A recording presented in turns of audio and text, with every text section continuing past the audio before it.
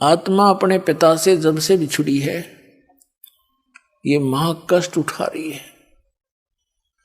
अभी पुण्यात्माओं, आप इस ज्ञान से पूर्ण रूप से परिचित नहीं हुए हो। जिसमें आपकी बुद्धि इतनी मैच्योर हो जाएगी कि आप प्रत्येक संकेत को समझने लग जाओगे, तब आप परमात्मा को अच्छी तरह जान जाओगे। अभी तो आप ऐसी स्थिति में हैं जैसे कोई बालक उठाकर किसी पेन को और कहता है, पिताजी ये क्या है? तो पिताजी कहता है कि बेटा ये पेन है। वो कहता है पिताजी कहता पेन है, या दादाजी जो भी जिससे वो पूछ रहा है, फिर कहता वो फिर बताता है ये पेन है। तो वो कहता कहता उसको रख के और चला जाता है। उसकी बुद्धि इतनी मैच्योर नहीं हुई है, इतनी विकसित नहीं हुई है, पिताजी ये बता क्या रहा है। और उसको अविश्वास भी नहीं, क्योंकि वो अपने फादर से पूछ रहा है, लेकिन उसकी बुद्धि स्वीकार नहीं कर रही पेन है क्या वस्तु। और जब वो थोड़ा सा बड़ा हो जाता है, फिर उसको कहते हैं बेटा या बेटी, वो पेन ला उठा करके दौड़ा जाता है और पेन उठा के ला देता है, फिर नहीं पूछता ये क्या है। तो पुण्यात्माओं, अभी आपकी या नहीं मिट्टी है। इस को मिटाने के लिए इतना ज्ञान दिया जा रहा है, सैकड़ों प्रमाण रखे जा रहे हैं आपके सामने। एक दिन आपकी या मिट जाएगी, क्योंकि ज्ञान से ही मिटेगी। वो क्या है? जैसे हम कहते हैं परमात्मा कबीर साहब है, आप सभी स्वीकार करते हो क्योंकि प्रमाण गणे दे दिए। फिर हम बताते हैं कि ये लोक यहां रहने का नहीं है, और ये परिवार जिसको आप मानते हो आपका नहीं है। ये परमात्मा के बच्चे आपके संस्कारवश जुड़े हुए हैं। और जो संपत्ति, जो घर मकान कोठी बंगले तुम बनाए बैठे हो, ये आपके नहीं है। लेकिन आप अस्वीकार भी नहीं करते। दास बोल रहा है क्योंकि आप मेरे शब्द के बच्चे हो, जिसे नाद के कहते हैं।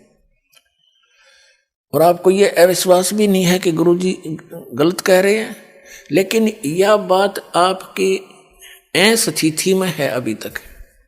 तो एक समय ऐसा आएगा, आपको ये अपने नहीं, भगवान के संपत्ति दिखाई देगी, भगवान के ही ये सब जीव दिखाई देंगे। फिर आपकी भक्ति भी दृढ़ बनेगी और आप निश्चिंत भी होगे, क्योंकि मालिक ने प्रत्येक की चिंता है। नौकर का जितना काम होता है, नौकर उतना ही कर सकता है। उन बच्चों को जो उस मालिक ने देना है, वो नौकर को दे देता है कि आप इनको ऐसे ऐसे सुविधाएं प्राप्त कराओ। तो वो नौकर का उतना ही काम है, वो करवा दे। तो अभी हम मुखिया बनकर काम करा करते, फिर हम एक दास बनकर परमात्मा का जैसा भी जिसका रोल है, एक फिल्म है ये, तो इसमें जिसका जैसा रोल है उसको एक सुचारू ढंग से करें, भगवान से डर के करें, किसी की आत्मा नहीं दुखावे, क्योंकि सब उस मालिक के बच्चे हैं। और इस मन पापी ने डांटे, जरा सा क्रोध होकर मन माने यू घर में कड़े मचवा दे 1 मिनट में, उसको ज्ञान से और परमात्मा के भय से उसको कंट्रोल करें। तो अब दास तो आपको बता रहा है कि आप यहां बहुत कष्ट उठा रहे हो, और आप इस बात से को सुन अवश्य लेते हो, लेकिन ये समझ में नहीं आता कि कष्ट कैसे उठा रहे हैं। कोई समझता है कि मैं बीमार हूं इसलिए कष्ट है मुझे, नहीं। यहां जो मूल कष्ट है जन्म और मरण का, ये भारी रोग है। उसके बाद 84 लाख योनियों में, पशु पक्षियों के शरीरों में, पुण्यात्माओं कैर टूट रहा प्राणी पे। अब आप मनुष्य हो और मानव शरीर में ही आप ज्ञान ग्रहण कर सकते हो, और मानव शरीर में परमात्मा ने इतनी सुविधा भी दी है आपको कि आप अपने मकान झोंपड़ी डाल सको, गर्मी सर्दी से बचने के लिए पतले मोटे कपड़े की व्यवस्था कर सको। आप उसको छोड़कर आप भक्ति मार्ग से दूर होकर केवल यहाँ की संपत्ति जोड़न में और यहाँ कोठी बंगले बना के एक फोकट में मां बनाने की ओर सी लगा लिया आपने, जो आपकी भारी भूल है। इस भूल को हटाने के लिए परमात्मा आए, पूर्ण ब्रह्म, अनंत कोट ब्रह्मांड के पालक, और एक झोंपड़ी में जुलाहा बनके हाथ से काम करके कपड़ा बुनकर एक लीला करके दिखाई कि यदि तुमने भक्ति में सफल होना है, अपनी इन मनोकामनाओं को, इच्छाओं को सीमित करना पड़ेगा। समाज को देखकर आप भक्ति मार्ग पर नहीं चल सकते। ये दूसरी बात है कि आप जैसी भक्ति करोगे वैसा फल तो आपको मिलता ही रहेगा, लेकिन मोक्ष प्राप्ति के लिए आपने अपनी सभी परंपराओं को, जो हमने स्वयं बनाकर अपने पैरों में बेड़ी डाल ली, उनको अब समाप्त करना पड़ेगा। पैसों की आवश्यकता किस लिए पड़ती है? बड़ी कोठी बनाकर महिमा हो जावे गांव में, नगर में कि बड़ी कोठी है उनकी, बड़ा पैसे वाला व्यक्ति है, बड़ी कार हो, चलिए तेरे संस्कार में होगी, ये तो हो ही जाएगी, और फिर हो जाती है मृत्यु। कोठी वाले की मृत्यु हो जाती है, कुत्ता बनकर उसी गली में बाहर बैठता है कीचड़ में, गर्मी और सर्दी में, ऊपर से वर्षा हो रही है, वो ठिठुर रहा है कोठी वाला बाहर बैठकर कोठी में।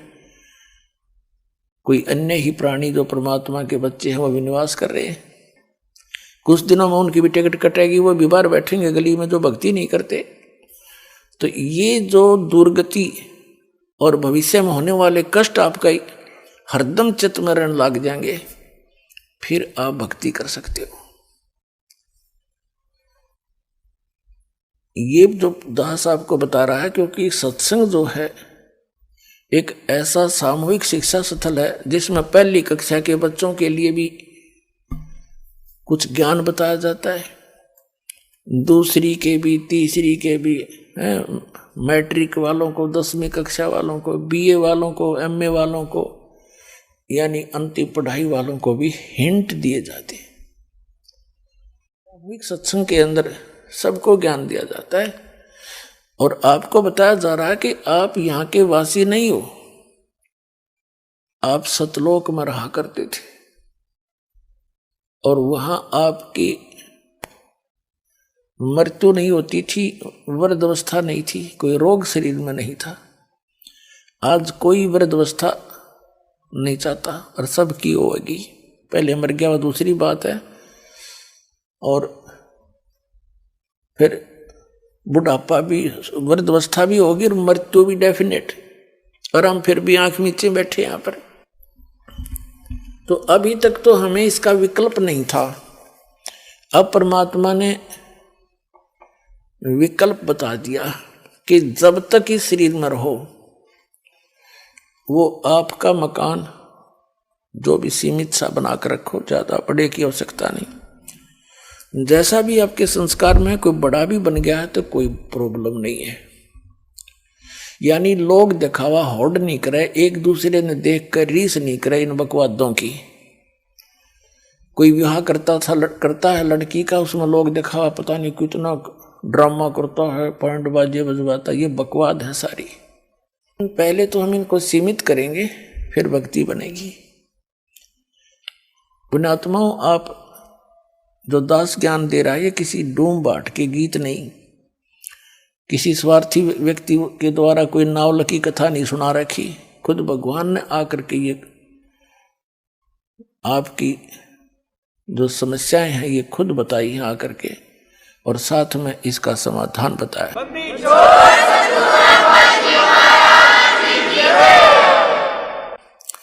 और आप जी ने बहुत दिन हो गए यहाँ कष्ट उठाते ने।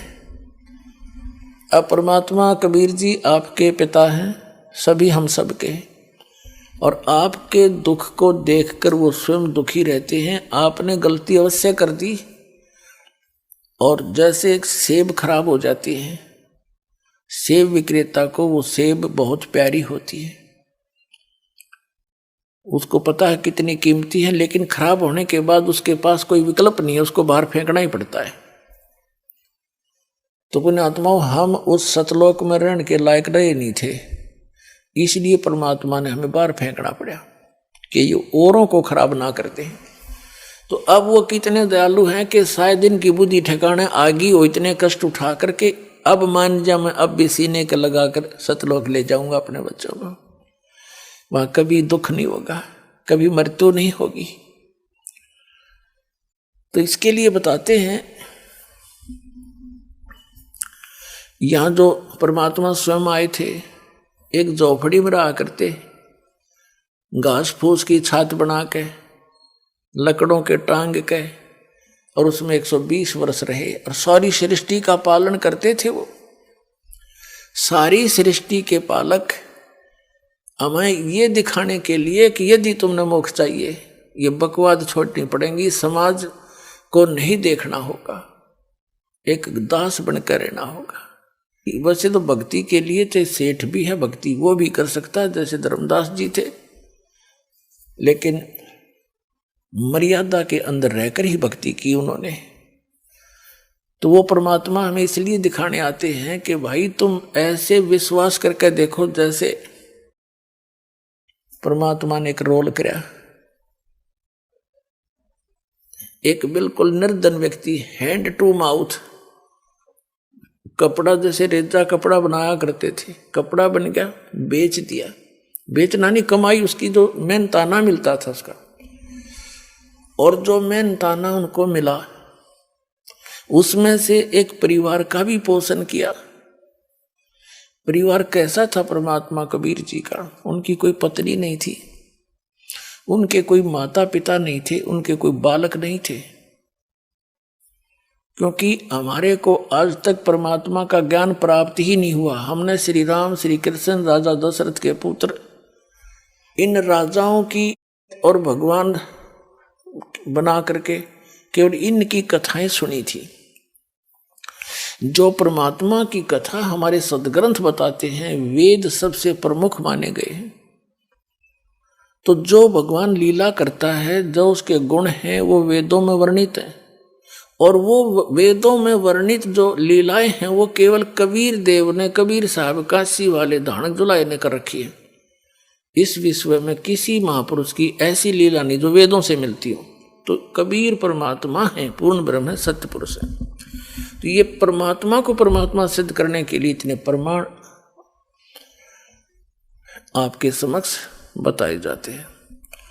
तो उस परमात्मा ने जैसे कपड़ा बनते थे, उनका परिवार कोई नहीं था, उनके मतलब उनके माता पिता या बालक नहीं थे। नीरू नीमा नाम के एक मुसलमान निसंतान थे, पति पत्नी, और कबीर परमात्मा यानी पूर्ण ब्रह्म सत्य पुरुष सतलोक से आकर काशी शहर में लहर तारा नामक एक तालाब के ऊपर, तालाब के अंदर कमल के फूल के ऊपर एक शिशु रूप धारण करके विराजमान हुए थे। नीरू नीमा प्रतिदिन उस सरोवर में स्नान करने के लिए जाते थे। गर्मियों का मौसम था और परमात्मा को सरोवर में कमल के फूल पर पाकर वो फूले नी समाई घर ले आई। फिर परमात्मा ने 25 दिन तक कुछ भी आहार नहीं किया, तो दोनों बड़े चिंतित हुए। विशेषकर नीमा बहुत दुखी हुई और अंत में फैसला कर लिया कि यदि ये बालक मर गया तो मैं भी साथ मरूंगी। तब कबीर परमेश्वर बालक रूप में जो उनके घर पे निवास करते थे, उन्होंने प्रेरणा की भगवान शंकर से। भगवान शंकर अपने शिवलोक से आए साधु रूप बना के। तब नीरू और नीमा से उनकी समस्या का कारण पूछा, क्यों दुखी हो तुम? उन्होंने कारण बताया कि एक बालक मिला है, नीरू नीमा उसी जन्म में पहले एक ब्राह्मण ब्राह्मणी थे, गौरी शंकर और सरस्वती उनका नाम था। गौरी शंकर ब्राह्मण का, पुरुष का, और सरस्वती उस बहन का नाम था, उसकी पत्नी का। मुसलमानों ने उनको जबरदस्ती मुसलमान बना दिया था, जिस कारण से वो अन्य ब्राह्मणों ने समाज से निकाल दिया था। पहले उनको दक्षिणा मिलती थी, वो बंद होगी तो उन्होंने जुल्हाए का कार्य शुरू कर दिया था। लेकिन वो भगवान शंकर के दृढ़ पुजारी थे। वो भले ही मुसलमान बन गए थे, लेकिन पूजा वो अपने भगवान शिव की हृदय से किया ही करते थे। वैसे तो यथार्थ ज्ञान आपको जब होगा तो हजरत मोहम्मद जी तो थे, ये भगवान शिव के लोक के एक गण थे, पुण्यात्मा थी। भगवान शिव के लोक से ही आए थे वो भी। मुसलमान धर्म टोटली भगवान शंकर के ही उस गण के द्वारा बताए गए ज्ञान पर, उनके फार्मूलों पर वो अपना भक्ति मार्ग करते हैं। तो भगवान शंकर ने आकर उनसे पूछा साधु रूप में, तब उन्होंने कारण बताया। नीमा ने कहा कि भगवान हमारे कोई संतान नहीं थी और हमारी आयु भी 60 वर्ष से ऊपर हो गई है। अभी कुछ दिन पहले मैंने हृदय से पुकार की थी अपने भगवान शंकर की, उन्होंने मुझे कमल के फूल पर एक बालक दिया है। अब ये बच्चा कुछ खा नहीं रहा, ना पी रहा है, ये मर गया तो साथ मरूंगी महात्मा जी। अब मैं इस विदाई के दुख को सहन नहीं कर सकती, ये बालक मुझे इतना प्यारा लगता है। शंकर भगवान ने कहा कि माई वो दिखा तेरा बालक कहाँ है, लाना जरा बाहर। माई लाई नीमा उठा के, सोचा बालक को महात्मा जी के चरणों में डाल दूं, ये कुछ रहम कर दे, इनका जीवन बच जाए। इस उद्देश्य से नीमा ने भगवान शंकर के चरणों में बच्चा डालना चाहा, ऐसे चरणों में रखना चाहा, ऐसे आकाश में उड़ गए भगवान और भगवान शंकर के सिर के बराबर में आके ऐसे स्थिर हो गया हवा में। नीमा ने सोचा कि इस बाबा जी में करामात बहुत घनी, मेरा बेटा उड़ा दिया, हवा में रोक दिया। तब परमात्मा ने कहा कि हे महात्मा जी, इनसे कहो एक कंवारी बछिया ले आवे, उस कंवारी बछिया पर आप अपना हाथ रख देना आशीर्वाद का, वो दूध दिया करेगी। अब भगवान शिव ने जब देखा बालक आकाश में उड़ गया, शिव जी को तो पता था कि कोई मेरा योगदान नहीं है इसके आकाश में उड़ जाने में, और ये बोल रहा छोटा सा बालक, ये कोई महापुरुष है, सिद्ध पुरुष है। भगवान शिव ने ऐसा किया कि आओ मेरे पास, गोदी में आ गए परमात्मा, उनके हाथों में आ गए, जैसे बालक आ जाता है। फिर भी 2-3-4 बार उनसे बात करी और फिर कहा कि इनसे मैंने जो कहा वैसा करें। तब नीमा को भगवान शंकर ने कहा कि नीमा माई, ये बेटा तेरा मरने वाला नहीं है, देखो मैंने इसका हस्त रेखा देखी है, इसकी तो बहुत लंबी आयु है, ये जब तक चाहेगा शरीर नहीं छोड़ेगा, तो चिंता ना कर, ये मरेगा नहीं। नीमा ने कहा बाबा जी, महात्मा जी, इन सुखी सांत्वनाओं से मेरा दिल ना डटे, मेरी आत्मा जब मानेगी जब ये कुछ दूध पी लेगा। तो भगवान ने कहा कबीर साहब ने कि इनको कहो गाय ले आओ कंवारी। तब भगवान शंकर ने कहा जाओ एक कंवारी गाय लाओ। नीरू नीमा के पति से कहा। नीरू गया और कुम्हार से एक ताजा बर्तन लाना, मटका, पात्र, छोटा घड़ा जिसमें दूध निकाला जाया करेगा। अब नीरू गया, एक बछिया ले आया और एक छोटा सा मटका ले आया छोटा सा, और छोटे छोटे बर्तन जो मुंह लगा के पीते हैं, कप टाइप मिट्टी के बना करते थे पहले, उनको हमारे यहाँ तो कसोरे बोलते हैं। मिट्टी के प्याले वो भी ले आए। और परमात्मा के आदेश अनुसार भगवान शंकर जी ने उस बच्चिया की कमर पर आशीर्वाद भरा हाथ मार दिया, लंबे लंबे सतन हो गए और दूध की धार चल पड़ी। वो पात्र साफ करके नीचे रख रखा था, वो भर गया। तो उस प्रकार परमात्मा के प्रतिदिन वो ये दूध पान करने लगे। परवरिश की लीला कबीर परमात्मा की बालक रूप में जब आए थे, कंवारी गाय से हुई थी।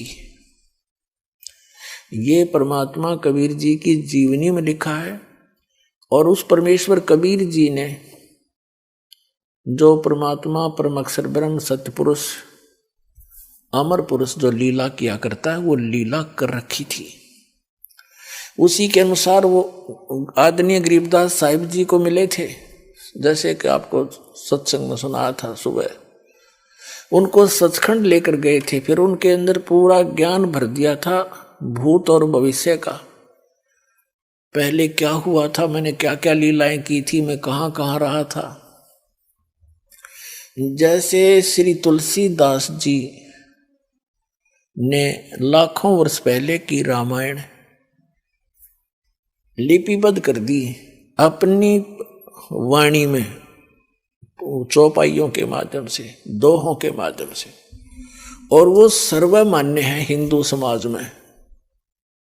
इसी प्रकार आदरणीय गरीबदास साहिब जी ने उस परम अक्षर ब्रह्म की लीला, कबीर परमेश्वर की लीला, उनके द्वारा प्राप्त दिव्य दृष्टि और दिव्य ज्ञान के आधार से अपनी अमृत वाणी में लिख रखी है, जो एज इट इज सर्वमान्य है। जो परमात्मा ने लीला की थी उनसे भी मिलती है, जो कबीर सागर में लिखी हुई है। और जैसे दिव्य दृष्टि जो होती है, इसकी समता होती है, क्षमता। जैसे दूरबीन होती है, दूरबीन, उनकी क्षमता होती है, एक तो 1 किलोमीटर तक का दिखा दे, एक मनमाने आसमान में सैकड़ों किलोमीटर तक या दूर तक का देख सकती है। इसी प्रकार दिव्य दृष्टि और दिव्य ज्ञान की भी अपनी क्षमता हो। तो आदरणीय गरीबदास साहिब जी के पास तो दिव्य ज्ञान और दिव्य दृष्टि थी, वो श्री तुलसीदास जी के दिव्य ज्ञान और दिव्य दृष्टि से कहीं अधिक महत्वपूर्ण और ज्यादा शक्तिशाली थी, अधिक श्रेष्ठ थी। तो आदरणीय गरीबदास साहिब जी ने भी अपनी वाणी में प्रमाण दिया है। तो पुण्यात्माओं, सबसे पहले तो आपको परिचित कराते हैं कि क्या ये लीला कबीर साहब ने की। कंवारी गायों का दूध पिया बचपन में, वो कहाँ प्रमाण है, आपके रूबरू करते हैं पवित्र कबीर सागर के अंदर। अपने आत्माओं, जब तक आप जी को ये विश्वास दृढ़ नहीं होगा कि हम जिस परमेश्वर की शरण में हैं वो कौन है और कितना लाभ दे सकता है, तो तब तक आप दृढ़ नहीं हो सकते। आपको दृढ़ करने के लिए ये ढेर सारे प्रमाण दिखाए जाएंगे, और इस ज्ञान को समझने के बाद आपकी स्थिति ऐसी हो जाएगी। कबीर साहब ने बताया है कि बंदी छोड़ दयाल जी, ऐसे बोला करोगे तुम, आपकी आत्मा कहा करेगी, बंदी छोड़ दयाल जी तुम तक हमारी दौड़े, जैसे काग जहाज कहा अब सूजत और न ठोरे। जैसे समुद्री जहाज के ऊपर कौवा बैठकर चला जाता था और सामने बैठ जाता, वो खाना खाने के अगे रोटी खाएंगे मुझे भी डाल लेंगे।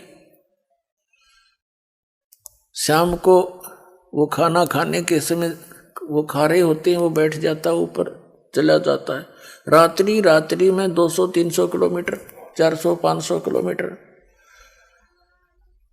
जहाज चला जाता है। और पुराने समय में क्या होता था कि ये दिशा सूचक कई बार जो सही दिशा नहीं बता रहे होते थे, उसका कारण ये होता था कि समुद्र में कई चुंबकीय चट्टानें होती हैं, जिस कारण से वो दिशा सूचक चुंबक डिस्टर्ब हो जाता था। तो जहाज के जो चालक होते थे वो सुबह अपने दिशा सूचक यंत्र को चेक करने के लिए जो कौवा जहाज पर बैठा होता है उसको विवश कर देते थे, डड़े मार मार कर उड़ने के लिए। बहुत पुराने समय की बात है। और कौवे के अंदर एक विशेषता दी है परमात्मा ने कि वो उस दिशा को कभी नहीं भूलता जिस दिशा से वो चला था, पूर्व से चला था या पश्चिम से चला था या दक्षिण से चला था। तो कौवा उड़कर उसी दिशा को बैक होने की चेष्टा करता है जिस दिशा से वो चले थे, एग्जैक्ट। तो उधर से कौवे की जो दिशा देख करके अपनी दिशा को वो चालक अपने यंत्र को चेक कर लेते थे और अपनी दिशा से भी वो कन्फर्म हो जाते थे कि हम सही जा रहे हैं, नहीं तो ठीक कर लेते थे। अब कौवा 150-200 फुट तक दौड़ता है, उड़ जाता है वापस आने के लिए कि वहां से पत्थर उत्थर मार दिए उसके। अब उस जहां देखता वहां जल ही जल है, और जल में जहां बैठे वहीं डूब मरे। चारों तरफ देखकर वो वापस कहीं स्थान उसको बैठने का यानी सपोर्ट नहीं मिलता, सब डूबने का स्थान, मृत्यु का स्थान दिखाई देता है। तो वापस आकर के वो जहाज पर ही शरण लेता है और फिर वो चालक उसको कुछ नहीं कहते। तो जिस प्रकार उस जहाज के कौवे को उस जहाज के अतिरिक्त अपनी जीवन रक्षा का स्थान कहीं नजर नहीं आया और वापस में वो जहाज ही आकर ग्रहण किया, जहाज में बैठा और सारा डूब मरण का था। तो परमात्मा कबीर जी कहते हैं जिस समय आप जी को मेरी पहचान हो जाएगी उस समय तो आपकी आत्मा ये पुकार करेगी, बंदी छोड़ दयाल जी तुम तक हमारी दौड़े, जैसे काग जहाज का अब सूजत और न ठोरे। और ठिकाना पृथ्वी पर आपने दिखाई नहीं देगा इस सतलोक आश्रम बरवाला के अतिरिक्त। ऐसी स्थिति कर दूंगा आपकी।